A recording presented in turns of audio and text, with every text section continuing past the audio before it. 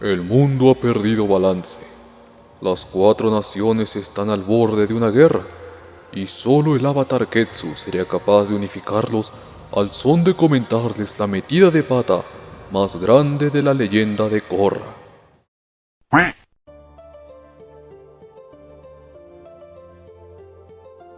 Miren, Avatar es una franquicia que tristemente fue apañada en nombre por James Cameron y sus películas billonariamente huecas, pero si hay algo que todo el mundo está de acuerdo es que la serie animada de Nickelodeon por allá de los años 2000 es una jodida obra maestra, y sin temor a equivocarme es fácilmente el mejor trabajo animado que se ha hecho en este lado del mundo al haber encontrado un balance estupendo en el tema narrativo y el apartado filosófico, pero de eso no va el video, así que no nos desviamos. El caso con la leyenda de Aang es que esta muestra una historia de conflictos personales que se tienen que desenvolver en un entorno bélico, donde la guerra ha mermado tanto los corazones de las personas que simplemente ya no tienen esperanza, y de acá es donde un niño que estuvo evadiendo sus responsabilidades de Avatar tiene que aprender de los cuatro elementos para poder terminar con toda la guerra que ha azotado el mundo durante los últimos 100 años y traer así el balance del mundo.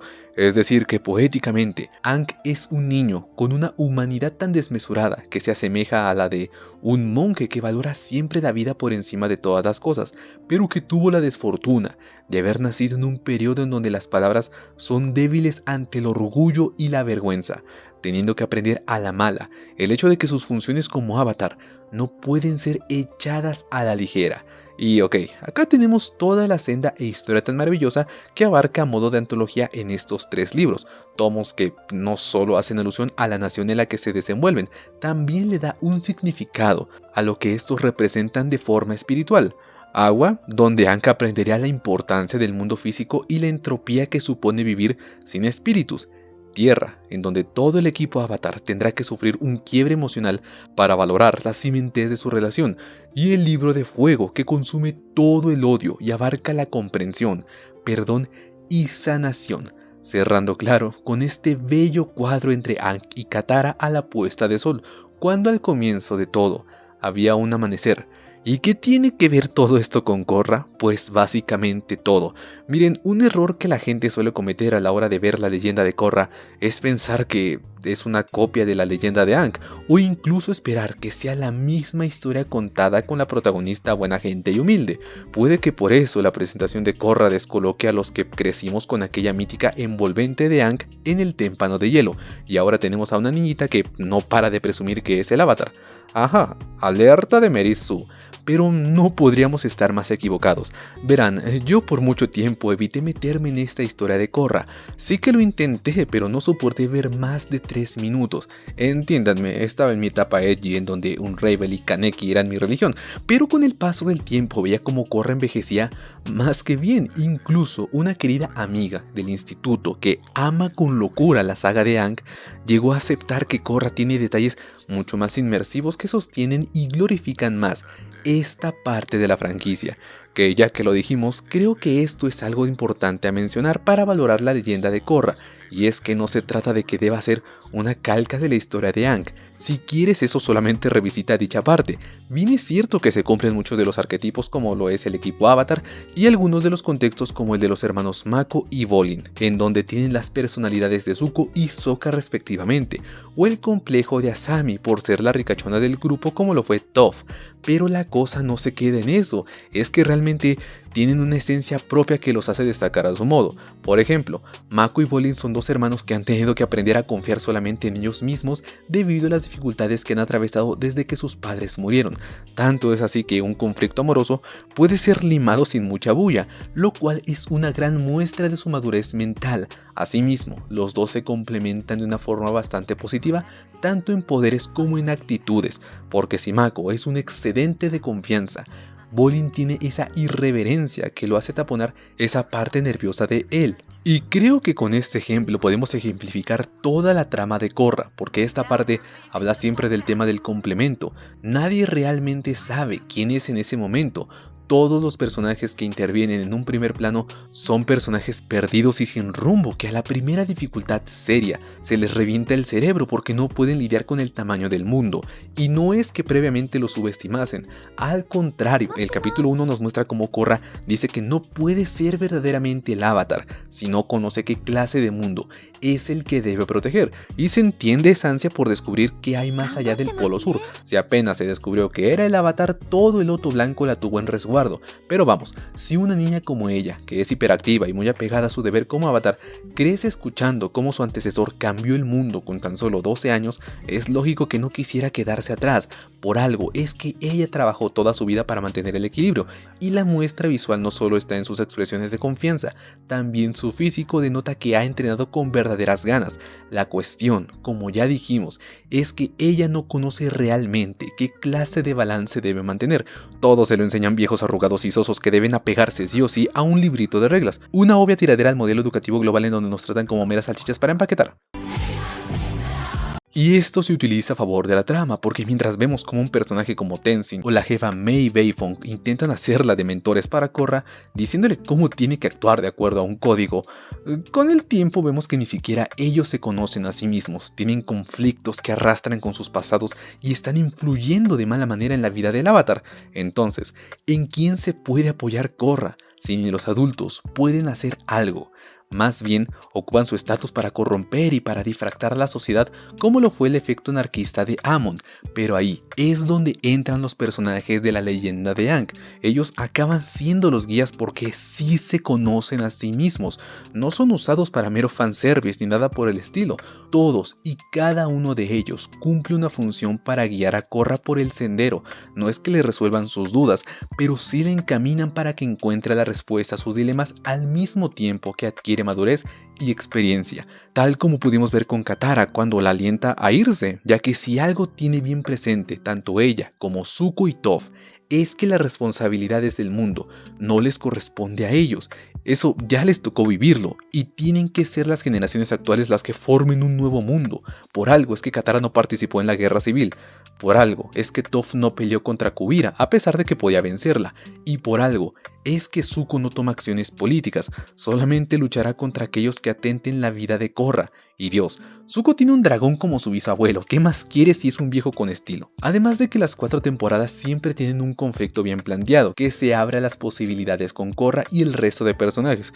El libro 1 con Amon expande el pensamiento social que se tiene hacia los maestros, e incluso se deja de satanizar únicamente la Nación del Fuego. Acá la brecha es entre maestros y no maestros, un conflicto bien planteado para Korra, porque ella sigue siendo esa chica rebelde que piensa que por ser el avatar tiene más privilegio a su opinión. El libro 2 ya nos marca un increíble dilema para el crecimiento de Korra. En sí está bien mantener el mundo espiritual y físico separados, además de expandirnos todo el lore de ese mundo con el tema de Wan, un apartado al que le tenía miedo por la explicación a cómo obtuvo los 4 elementos, pero terminó teniendo coherencia gracias a Raava, un tema importante al que le tengo que dedicar su propio video. Pero el chiste es que, al igual que el libro 3 y 4, tiene un extraordinario planteamiento, una tonalidad, digámosle más seria pero no tanto, y una escritura de personaje mucho mejor llevada porque ahora podemos conocer temas como el bajo mundo, conspiraciones, temas espirituales más centrados en el crecimiento personal y villanos que más bien son antagonistas porque tienen algo para sostener su ideal, y las peleas ni se diga,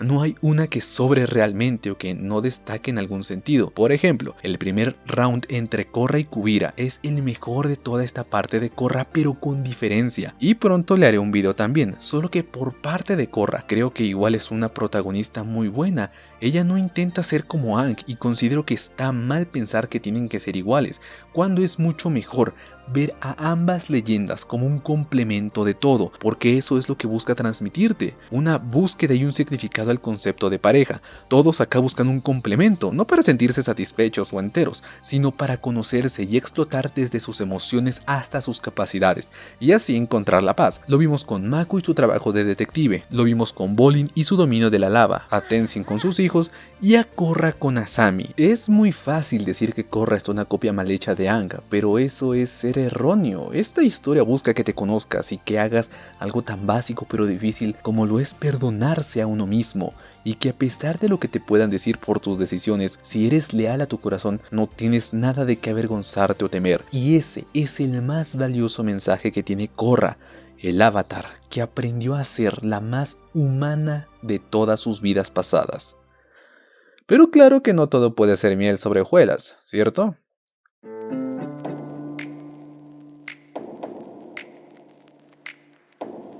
Justo hemos hablado de la armonía tan hermosa que supuso el apartado espiritual en esta parte de Avatar, y es algo que funciona por el tono de la misma historia.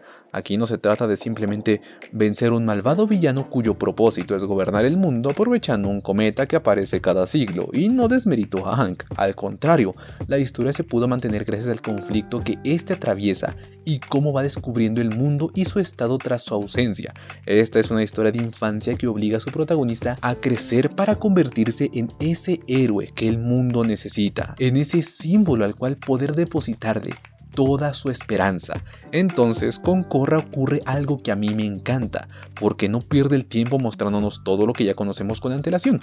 Todo te lo avientan en la cara porque es un contexto que tiene 3 libros de respaldo, y eso es perfecto. Este primer capítulo, titulado Bienvenidos a Ciudad República, es usado como una de las mejores cartas de presentación.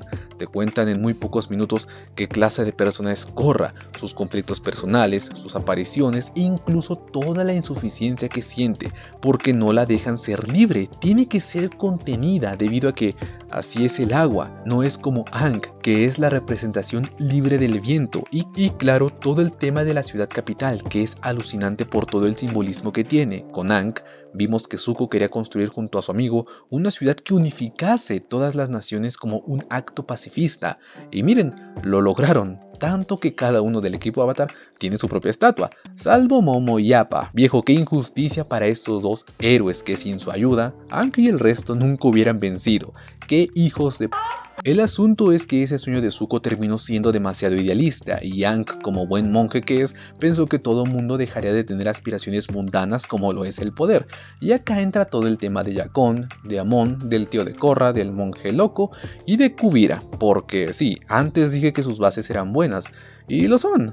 El problema viene cuando ejecutan sus planes y Korra los vence, más que nada porque no hay un entendimiento previo a que Korra los venza, y esto no es culpa de ella, es simplemente que no tiran más contexto. Todos los libros desde el aire hasta el 4 con el equilibrio tienen una introducción bestial, un desarrollo monstruoso y una resolución mediocre. Por ejemplo, el libro 1, que se titula Aire porque es el elemento que Korra no puede dominar, acaba con Korra usando ese poder porque sí, porque se quedó sin los otros, y despierta el aire como si nada. Que sí, ella ya tenía control con las láminas que la golpeaban, pero nunca hubo un entendimiento o una reflexión para sentir su progreso. Y lo peor es que el estado Avatar no lo despierta a ella, sino que Aang tiene que hacerlo por ella. Repito, la culpa no la tiene Korra porque ella misma se va sintiendo incapaz de llenar el hueco del avatar. Todo el problema lo tiene la trama por apresurarse. Viejo, es que Amon terminó siendo derrotado como un trapo viejo y nunca hubo un pensamiento final, no hubo conmoción social verdaderamente palpable y tampoco hubo un cierre bueno para él. Al final solamente explotó con su hermano y ya, quedó como un menso porque Korra devolvió todos los poderes que quitó, y esto tampoco se usó con el conflicto de los no maestros. El libro 2 se sostiene gracias al tema espiritual, incluso Korra tiene una serie de diálogos coherentes para su personaje, y claro que acá sale Airo, el fanservice, pero el villano y su plan son un 0 a la izquierda. No lo digo por el espíritu del caos, lo digo directamente por el tío de Korra, que al final solo fue malo porque sí. Nunca me contaron de dónde nació su interés por los espíritus o por qué pensaba que sus acciones eran lo correcto, contrario a lo de Korra, porque ella misma se cuestiona frente a Tenzin sobre si cerrar o no el portal espiritual como se supone que Wan había establecido, en uno de los mejores momentos de toda la obra, pero se opaca por el villano, que al final solo hizo un caos en la Ciudad República, y el conflicto de la guerra civil ni siquiera se explora al completo. Al final parecen un montón de rebeldes que Bumi usa de juguetes. En la tercera temporada tenemos a Sahir, que bueno, este sujeto sí hizo un gran papel porque la serie se toma su tiempo para explorar su pensamiento y le da a Korra un punto de vista diferente en cuanto a la función del avatar y del loto blanco, cosa que su tío Unalaq no hizo. Es que viejo, fue tan grandioso este papel que Korra lo considera el enemigo que más daño le ha hecho. no solo a nivel físico, en donde Sahir demostró que el elemento más peligroso es el aire y porque dichos maestros son nómadas pacifistas. A nivel mental, el tipo destruyó cada una de las motivaciones que Korra tenía. Si en un principio a ella le sobraba la confianza, al final de esta temporada ya ni siquiera sabe quién diablos es ella. Y lo peor es que lo ve de primera mano, porque acá nace la pregunta de si realmente sigue siendo necesario un avatar. Y con Sahir aquí la dejo, porque es algo que quiero abordar en otro video, pero finalmente con la villana final. Kuvira es lo mismo. La mujer tiene la que para mí es la mejor pelea de toda esta parte de Korra, pero aún así no te deja nada como antagonista o villana. Cumple bien su propósito de destrozar a Korra en esa pelea, incluso cuando le dio toda la ventaja posible. Lo lógico, porque esa Korra aún tenía cicatrices internas de lo que le hizo Sahir, pero a nivel contextual me parece ridículo que su personaje haya terminado evangelizado luego de darse cuenta que estaba siendo una tonta por querer crear una dictadura, cosa que se supone ella estaba en contra. Incluso un personaje se lo dice. ¿No se supone que ella detestaba la monarquía? Pues está haciendo lo mismo, y al final no hay una reflexión realista, una repercusión de todo lo que ella hizo. Es que hasta con Ozai vimos que terminó encerrado, al igual que con Sahir, pero a Kuvira ya no supimos qué pasó con ella. Capaz de abrir una granja de papas y nosotros no lo sabemos. Y lo peor es que su grandioso plan de conquista es un tanto conveniente, debido a que la energía espiritual puede ser manipulada por Korra, como lo vimos al final de la Season 2. Entonces, acá no veo el chiste de querer hacer todo más teatral con ese Jaeger de Pacific Rim.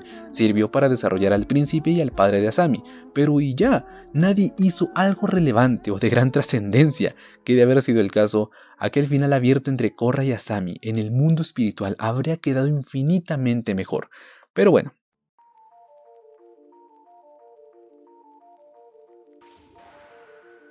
Miren, la leyenda de Korra es muy buena, puede sostenerse por sí misma y en serio que tiene harto potencial para explorar campos más diversos como el mundo espiritual o el mismo sitio que Korra ocupa como avatar en el mundo, pero el problema es que no se da el tiempo para desarrollar mejor esas ideas. Si a lo mucho me hubiera dado otros 2 capítulos por temporada que se centren en explicar esas falencias, pues ahí que cambiarán las cosas.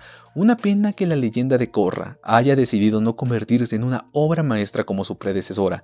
Y nada, habrá que esperar qué tipo de historia contarán en la siguiente línea Avatar de la Tierra.